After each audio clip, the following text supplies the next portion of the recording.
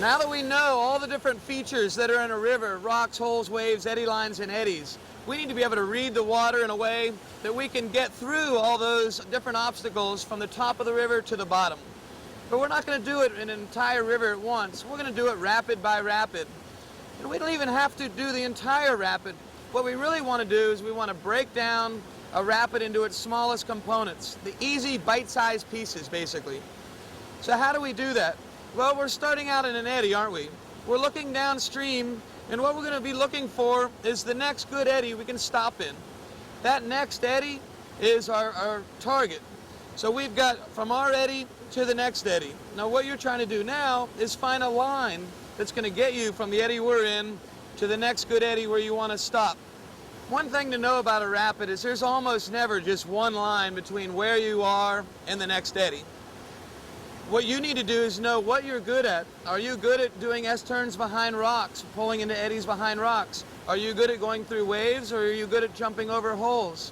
Basically, once you know the answer to that, you can pick a line or pick a variety of lines to get to that next eddy. Let's start with the easiest possible way from where you are to the next eddy. Usually the easiest way is to follow the fastest current. You can identify the fastest current. Number one, if you look downstream, usually you'll see waves. Waves usually identify the fastest current. Another thing that you will see that will help you identify the fast current is a V. Not only does it identify the fast current, the V is usually created by water going in between rocks, and it pretty much always points the direction where you want to go. Now the beauty of a V is anytime you see a V, you know the water is deep, and you know the water is moving. So step one, when you're in the eddy, look downstream. Do you see the V? Do you see the current all the way between you and the next eddy? Step two, is there any obstacles you may have to go around? Are there any holes or rocks? If there are holes or rocks in the way, identify which way you want to go around them. Are you going to go around the left, or are you going to go around the right of them? Your number one priority when running a rapid and reading the water is to leave as much margin for error as possible.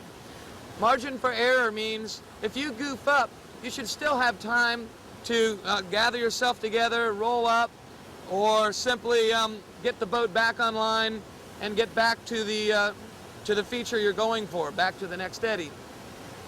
Some common mistakes people make with river reading and picking their line. Mistake number one is once they get in the rapid, even though they picked the line, they're not looking at the eddy where they want to go or the obstacles in their way. Instead, what they're looking at is their bow.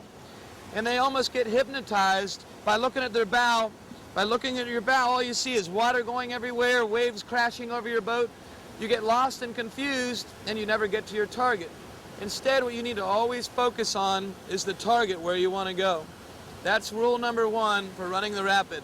Now, if you're just getting started in whitewater kayaking and you're a class 1-2 boater, one of the things you're going to find a little more difficulty is gauging the speed of the current and actually getting in the eddy you're looking for.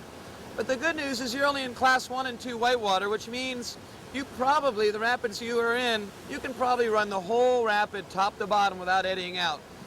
When you eddy out in the middle of the rapid, it helps break the rapid down. However, until you get really good at eddying out or get more comfortable catching eddies, you should look at a line from the very beginning of the rapid all the way to the flat water pool at the bottom of it. That's going to be your easiest way.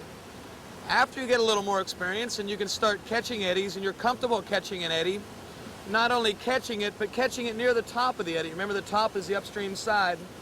Once you're comfortable with that, you're going to find that all of a sudden, wow, it's actually easier to break it down. Catch the eddy, stop, re-scout, read the water again. For the second time, pick your next eddy and eddy on down to the next one. We call that eddy hopping. We also call it breaking the rapid up. Both of those things will make the rapids easier as you get better at eddy hopping. We talked about rocks. Well, there's a lot of things we can do with a rock. We can go around a rock and straight down the river. We can go around a rock and catch the eddy behind it. Or if the rock's not very high out of the water, we can even paddle right over the rock. Those are three basic things that you might decide to do with the rock. When a rock is in the way, most of the rocks are high enough out of the water, they create an eddy behind it. So anytime you see a rock in the middle of the river, it's usually a good indication that you have the opportunity to eddy out behind it. But always remember that you also have the opportunity, if the rock is just barely out of the water, you have the opportunity to paddle over it. Now, what's the beauty of paddling over a rock that's just barely under the water? The beauty is that behind it will be an eddy, and it will dump you straight into the eddy. You don't actually have to make the eddy turn. It's actually a little bit easier.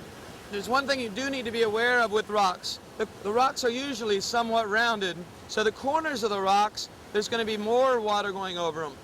More water means more of a hole. So if you're going to be going really close to rocks, be aware that almost every rock on the corner has some sort of a hole.